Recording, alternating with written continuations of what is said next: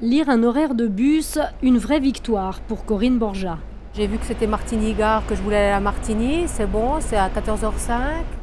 Dans un passé pas si éloigné, la même scène était tout simplement impossible. Je demandais à mon mari ou des choses comme ça, je demandais de l'aide. Corinne arrête l'école à 15 ans et demi, entre dans la vie active puis devient maman de 3 petites filles.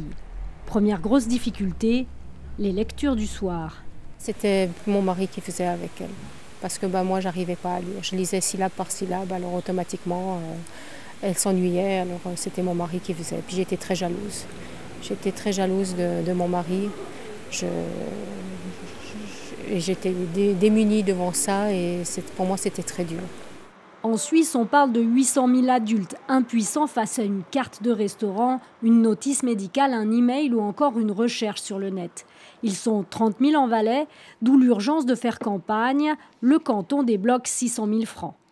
C'est souvent quelque chose qui est perçu comme une honte, que c'est caché sous le tapis, qu'il y a toutes sortes de subterfuges pour ne pas montrer qu'on a des difficultés. Donc c'est vraiment la volonté d'aider ces personnes à acquérir des compétences de base et pouvoir s'intégrer un petit peu plus dans le monde du travail, envisager une formation professionnelle et d'autres choses de ce type.